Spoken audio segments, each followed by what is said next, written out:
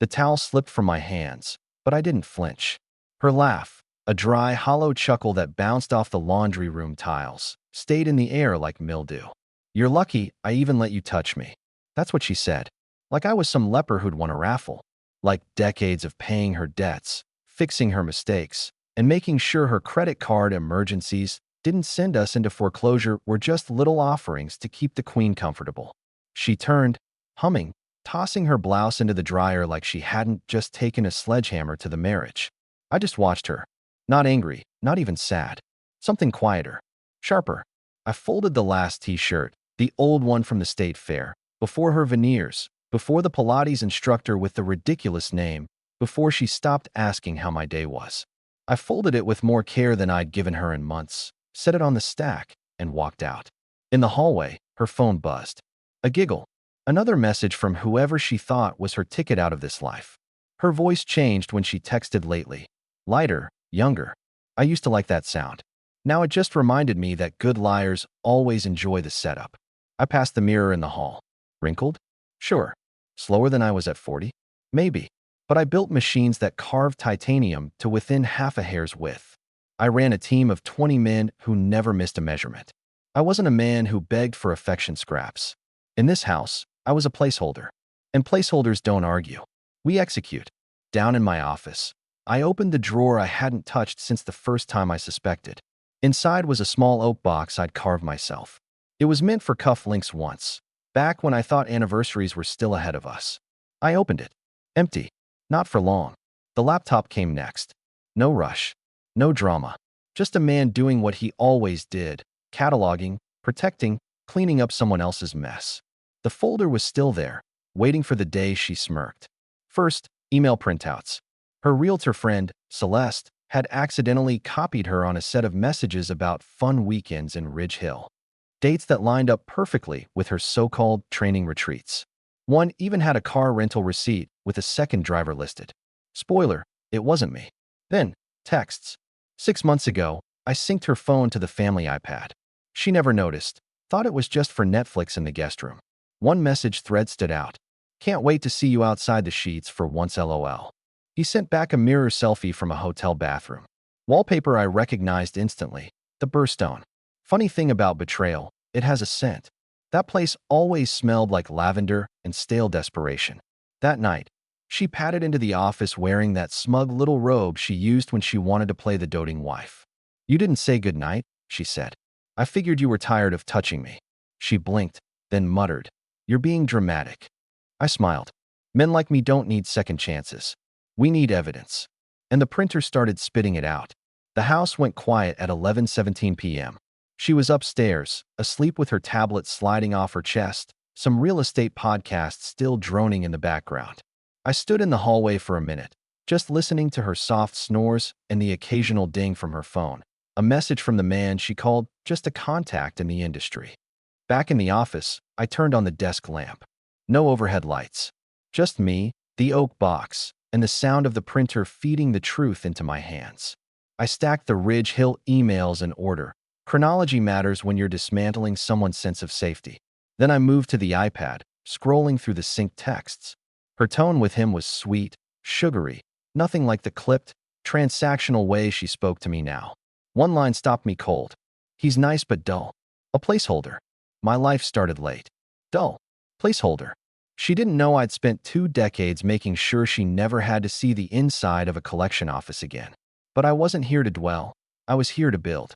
Screenshots saved to an encrypted folder called June Justice. 3 copies, one on a flash drive, one in the cloud, one hidden in a place she'd never look. I moved like a man she'd underestimated for years. She used to joke in front of friends, "You move like you're buffering." They'd all laugh. I'd smile, because slowness isn't weakness, it's precision. The more I looked, the more her story unraveled. Location tags she forgot to strip from her photos. Credit card charges for dinners with clients that never hit the brokerage account. A 2-hour gap between showing a house and the next scheduled meeting, filled perfectly by the drive to the Burstone. By 2 a.m., the box had its first weight. Emails, receipts, screenshots, all neatly labeled. I closed it, smoothed my hand over the polished oak, and slid it back into the drawer. Upstairs, she was still sleeping like the heroine in her own story. But she didn't know she was now a character in mine. By morning, I was smiling at her across the breakfast table like we were still the happy couple in our wedding photos. She leaned on the counter, scrolling her phone with one hand and sipping coffee with the other, oblivious. "Anything interesting today?" I asked. She shrugged. "Just the usual. Showings, paperwork. Might have a late dinner with Celeste. She's going through a rough patch."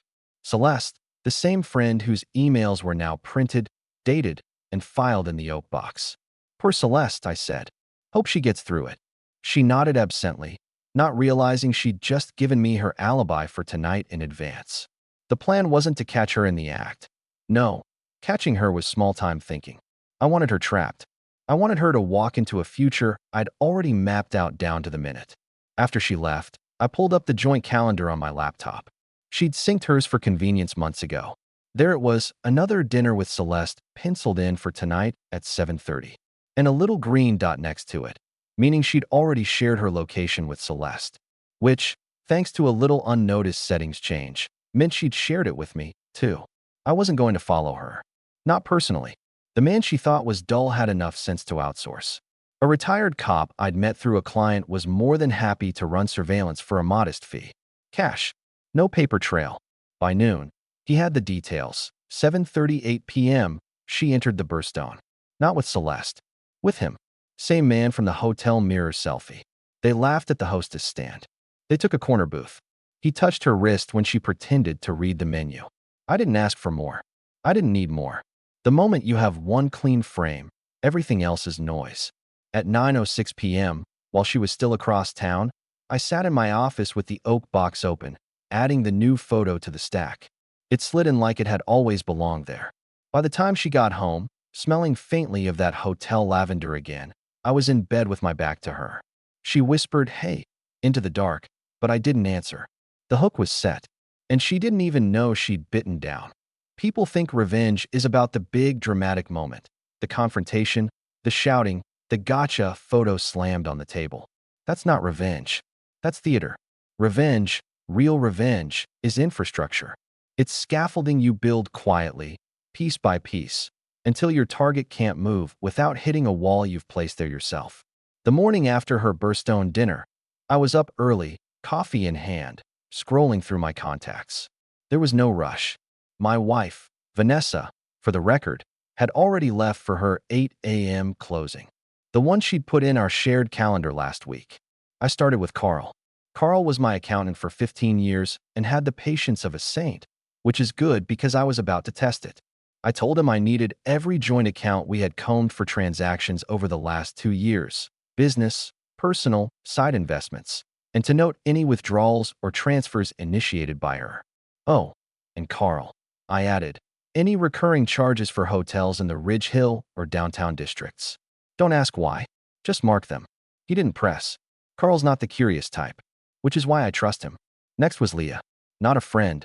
Not exactly. More like a quiet ally. She worked in the same brokerage as Vanessa, but unlike my wife, she actually liked her job. Over the years, I'd helped Leah with some tricky property disputes, waived my usual consulting fees. It turns out goodwill, like money, accrues interest. I need a favor, I told her over the phone. Strictly confidential. You ever see Vanessa's schedule? The real one, not the one she gives me. Leah was quiet for a beat. I have access. Then I need you to pull the last 6 months of her meetings, especially the ones marked as client dinners.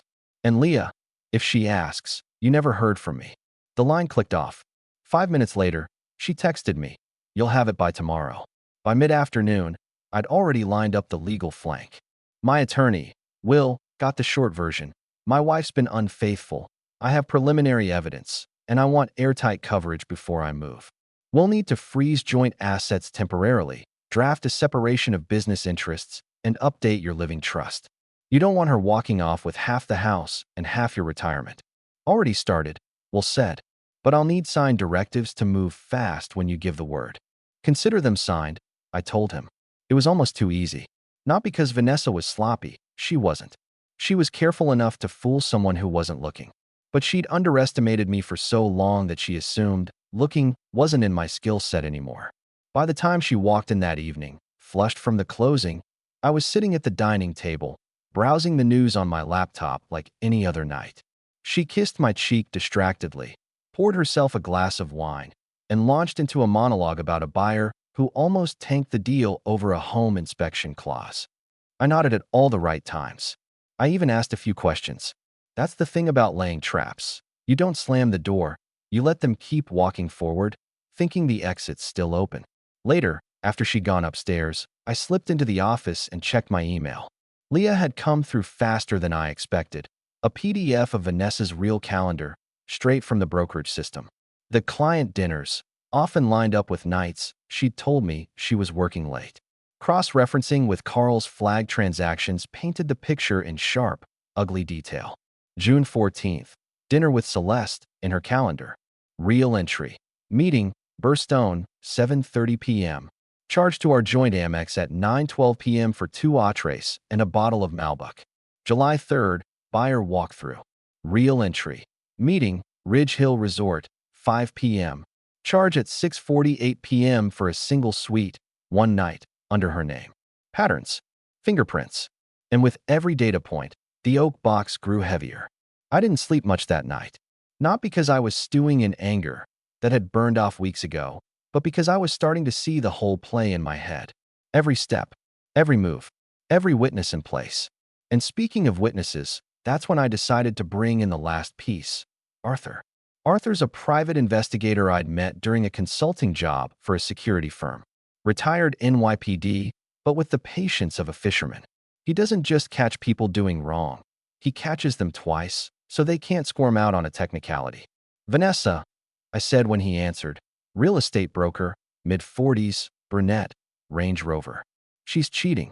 I've got a partial paper trail, but I need eyes on her for the next month. Arthur's voice was calm, almost bored. What's the end game? I want her to see the walls before they hit her. He chuckled. You'll have your footage. With Arthur watching her movements, Leah feeding me her real schedule, Carl combing the finances, and Will preloading the legal cannons, I had every angle covered. It's a strange thing, watching your own life like a case file. The home you bought together becomes a stage. The shared car is just a tracking device with leather seats.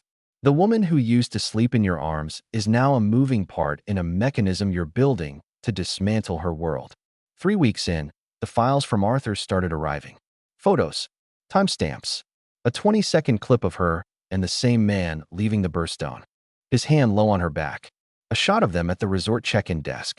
Nothing overly explicit, but damning in context, especially with the receipts, the synced texts, and the calendar data. I didn't watch the videos more than once. I didn't need to. My goal wasn't to punish myself with reruns. It was to prepare the finale. By now, the oak box was nearly full. The lid didn't close without a little pressure. I ran my fingers over the brass hinges, thinking how strange it was that a box I'd once intended as a gift would end up holding the blueprint to someone else's downfall. And Vanessa? She was happier than she'd been in months. Laughing more, humming while she cooked, dressing up for meetings that ended with lavender perfume and a faint smell of hotel shampoo. I let her. I encouraged it, even, because the higher she floated, the harder the drop. When the time came, she wouldn't just lose the marriage. She'd lose the comfort of thinking she was in control. And she'd never see it coming, because in her mind, I was still the placeholder. But placeholders can build empires. And they can burn them down, too. The funny thing about secrets is they aren't just fragile, they're social creatures. They want to be found. They itch to be whispered, hinted, flaunted. And Vanessa's little secret was no exception. It happened on a Thursday morning, exactly 3 weeks after Arthur began shadowing her. I was in my office, mug of black coffee in hand, when my phone buzzed with a text from him. Your wife is about to have an interesting morning. Attached was a still frame from the hotel's parking lot camera feed. Vanessa stepping out of the Range Rover in that cobalt blue dress she saves for important clients. And beside her, the man from the Burstone booth. His arm was looped around her waist like he'd paid for it. The timestamp was 7:42 a.m. That meant one thing. They hadn't just met for breakfast. I texted Arthur back, let it run. By noon, I had a package on my desk, a neat little USB drive in a plain envelope, no return address. Inside, the footage was clean. Vanessa and lover boy walking to the elevator. A different angle showing them coming back down 2 hours later, laughing, her lipstick smudged just enough to look like she'd been networking. I didn't send it anywhere. Not yet. But I did make a copy for the Oak box and another for Will, my lawyer. I labeled it Thursday morning meeting, confirmed. That afternoon, I called Leah. You know those networking events Vanessa keeps mentioning? I asked. Start dropping her name in conversation. Ask people if they've been to one. Just watch their faces. Leah didn't ask why. She didn't have to. 2 days later, she texted me. Word spreading. No one's saying it outright, but people are curious. Perfect. Curiosity is step one. It spreads faster than truth. The real play, though, began the following week. My company's quarterly mixer was coming up, a fairly big deal in our industry. Caterers, open bar, half the county's business owners mingling in one rented ballroom. Vanessa had always come with me before, playing the supportive spouse. She'd charm the clients, collect compliments on her dress, and beam like the perfect partner. This time, I told her I didn't expect her to attend. Oh, she asked over dinner, fork halfway to her mouth. Thought you'd be busy, I said, keeping my tone casual. Didn't want to pull you away from work. She tilted her head, lips twitching with that fake modesty she wears like perfume. Well, I suppose I could make an appearance. Exactly what I wanted. The night of the mixer, she came down the stairs looking like a magazine ad. Hair perfectly blown out, that cobalt dress again. She kissed my cheek and slipped her arm through mine as if nothing in the last month had changed. We arrived, and I made a point of introducing her to everyone. Not just my clients, but also people from her own orbit. Realtors, developers, a few mortgage officers she'd worked with. Every introduction was deliberate. Every handshake a fuse. Vanessa, you know Peter from Ridge Hill Resorts? I said at one point. Her smile faltered, just for half a heartbeat, before she recovered. Of course, we met briefly at a conference. Peter smiled politely, but his eyes darted between us like he'd just walked into the wrong room. Later, I steered her toward a small group of women from the brokerage. Leah was there, nursing a glass of white wine. I caught the faintest smirk when our eyes met. Oh, Vanessa, one of them chirped, you're so dedicated to your clients.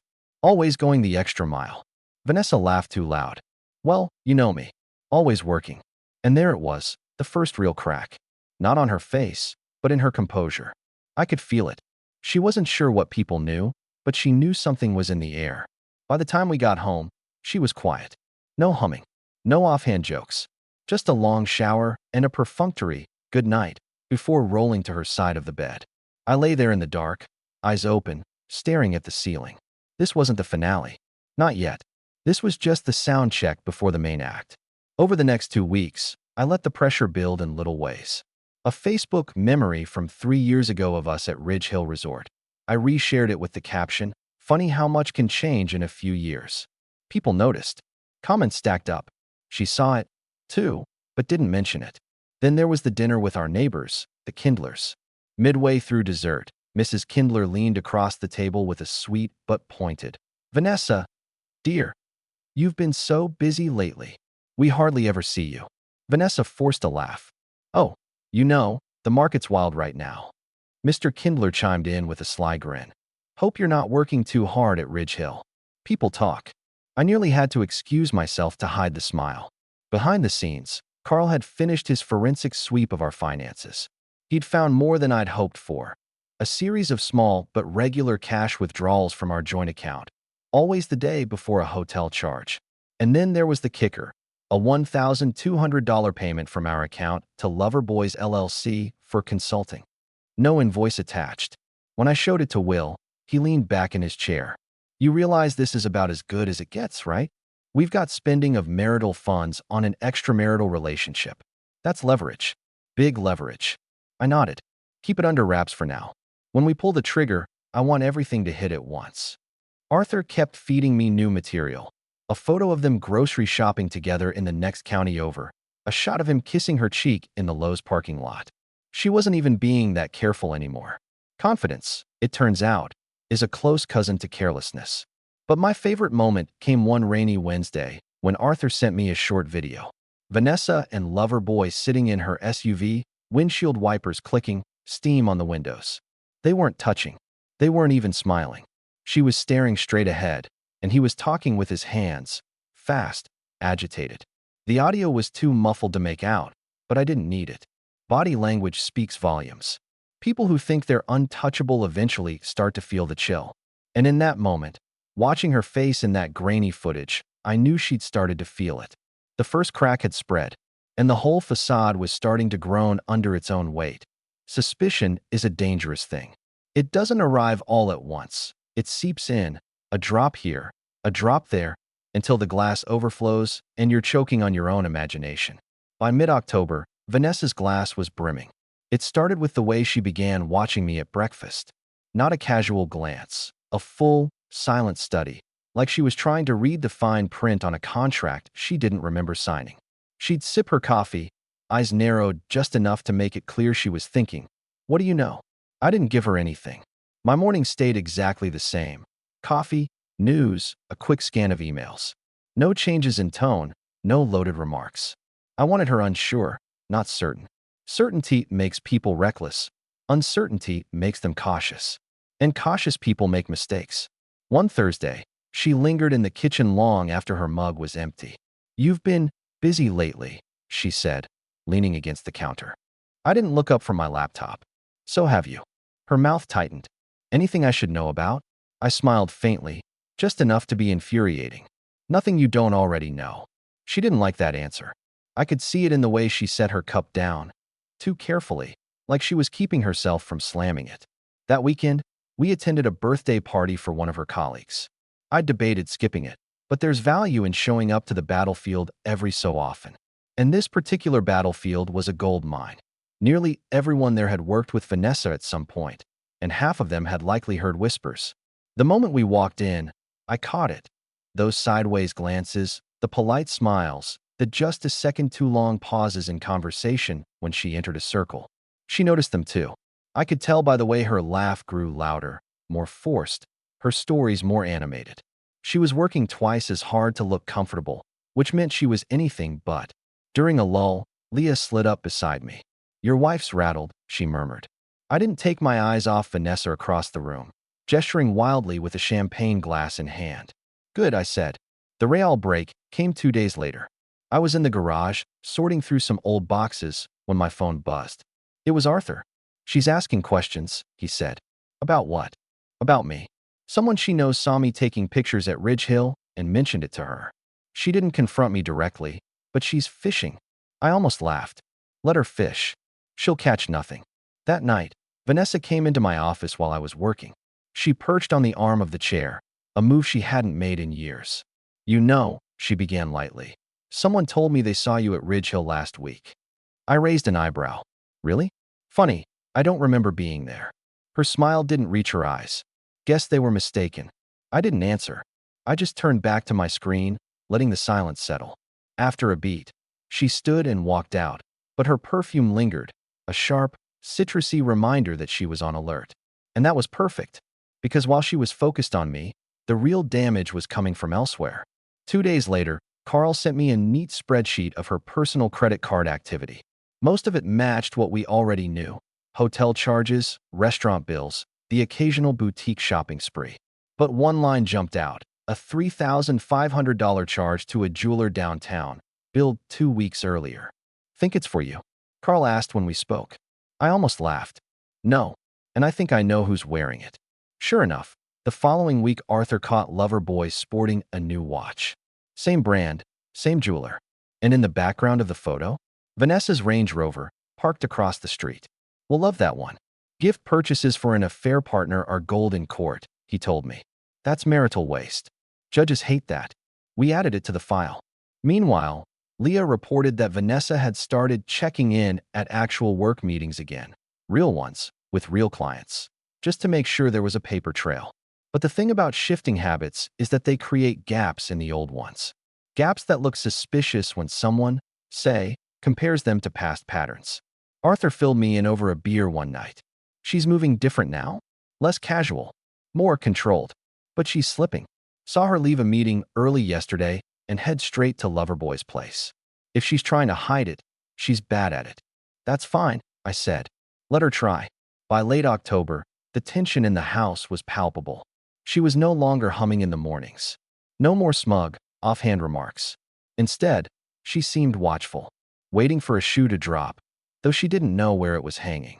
I started planting little seeds just to keep her guessing, leaving the oak box on my desk while I stepped out for coffee, closing my laptop the moment she entered the room, taking phone calls in the garage with the door half shut. She never asked directly what I was doing, and that told me everything. Asking would mean admitting she suspected something, and Vanessa doesn't admit. The final tilt came on Halloween night. We'd been invited to a small party at a friend's house. Costumes, drinks, the usual. She went as some sort of flapper, all sequins and fringe. I wore a simple suit and called myself a banker from the 20s. Halfway through the evening, a guy I barely knew cornered me by the kitchen. "Hey," he said, lowering his voice. "Sorry if this is out of line, but your wife's been spending a lot of time with that guy from the resort. People talk." I smiled like it was nothing. "Thanks for letting me know." Vanessa must have seen us talking, because on the drive home, she was tight-lipped. When we pulled into the driveway, she stayed in the car for a moment, staring straight ahead. Finally, she said, "Is there something you want to tell me?" I turned to her, calm as ever. "Not yet." She didn't reply. She just got out of the car and went inside without looking back. That night, I knew the ground under her was officially tilting. She'd lost the balance of thinking she was in control. Now she was reacting, second-guessing, wondering where the threat was coming from. And that, more than anything, meant we were getting close to the drop. By November, Vanessa's paranoia was like static in the house. The woman who once strolled into the kitchen humming now peeked around door frames like she was expecting an ambush. She checked her phone in another room, shut her laptop when I walked in, even started locking her Range Rover, a habit she'd never bothered with before. She was reacting, not acting. That's the first sign the game is mine. The opening domino wasn't dramatic. It was a simple email. One carefully worded note from Will, my lawyer, to her personal inbox, CC'd to the brokerage's HR department. The subject line was dry enough to be ignored by anyone else. Questions regarding expense reports.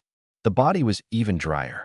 "Vanessa, I'm contacting you as counsel for your husband regarding potential discrepancies in shared financial accounts, specifically as they pertain to charges associated with your professional activities. For transparency, the brokerage has been included. We will follow up in writing. Regards." Will's surname. No accusations. No details. Just enough to make her pulse skip. By 10:14 a.m., Leah texted me. "She's pacing in the break room. Won't stop checking her email." Perfect. That night, she asked me over dinner, "Did you hire a lawyer?" I cut into my steak. "We've had one for years. Remember when we updated the will?" She didn't push, but her eyes were calculating that Arthur's final batch of photos arrived the week before Thanksgiving. A crisp, clear series. Vanessa and lover boy at Ridge Hill, his hand on her knee under the table. Then leaving together, holding hands. I sent a copy to Will, another to Carl, and then the public strike. A third to an anonymous email address I'd set up weeks ago, ridgehillrumors@protonmail.com. The recipient list was selective.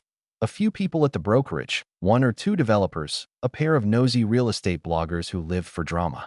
The subject line read, "Spotted, Ridge Hill's most dedicated broker," with the photo attached. No context. No name in the body. By the following Monday, Leah reported the office was buzzing. "No one's saying it's her out loud," she said, "but they're looking at her like they already know." The beauty of a rumor is you don't have to prove it. You just have to let it breathe. Thanksgiving Day. My plan was simple. Pull the pin in a room full of people she couldn't run from. Our house was full. Her parents, my sister, a few cousins, even her precious Celeste. Dinner went as usual, the polite small talk, the clinking silverware. Vanessa played hostess, smiling too much, topping off everyone's wine like she could pour her way back to safety. Halfway through dessert, I stood. "I want to thank everyone for coming," I began. "And I have something special to share, a little year in review, if you will." I clicked the remote, and the TV behind me flickered on. A slideshow began, photos of vacations, family gatherings, our anniversary trip to Maui. The table relaxed, laughed. Then came the Ridge Hill photo. Vanessa and lover boy, close, smiling. A low murmur rippled through the room. I let the image hang there for a good, quiet 5 seconds before clicking again. The next slide was the Amex statement with the Ridge Hill charge. Then the jeweler's bill. Then the hotel receipts. By the time I hit the last slide, a simple black screen with the words "Divorce proceedings begin Monday." Vanessa's smile was gone. Celeste's fork clattered to her plate. Her father cleared his throat and muttered something about airing laundry. I set the remote down and took my seat. Coffee, anyone? Vanessa moved out 2 days later, dragging her suitcase to the curb while Arthur's car idled across the street. She didn't slam the door. She didn't cry. She just gave me a look, the kind of look you give a man you underestimated one too many times. She thought that was it. The marriage over, her free to reinvent herself with lover boy. But here's the thing about scaffolding. Sometimes it's not holding up the building. Sometimes it's the net. 3 weeks after she left, Ridge Hill Resorts quietly terminated lover boy's contract. No public statement, just an internal memo about conduct unbecoming. The brokerage regrettably accepted her resignation the same day, citing client trust concerns. She called me that night. "You did this." I sipped my coffee. "No, Vanessa, you did this. I just kept the receipts." She swore, threatened lawyers, hung up. I didn't mind. Because the real twist wasn't her job or lover boys. It was the property portfolio, 4 rental units, all in my name, all bought with joint funds she'd been quietly siphoning her commission checks into. Carl and Will had traced it all, moved it all, and by the time she realized, her name wasn't on a single deed. And the oak box? I mailed it to her, no note inside, just the contents. Every photo, every receipt, every message. A mirror, in paper form, of exactly what she'd built. The last I heard, she was staying in her sister's spare room, job hunting, lover boy conspicuously absent. As for me, I didn't remarry, didn't rush to start over. I just went back to building things, the kind that last. Because I've learned something important. If you want revenge to really work, you don't aim to break their heart. You aim to break their narrative. And when that shatters, they're left holding nothing but the truth they ran from.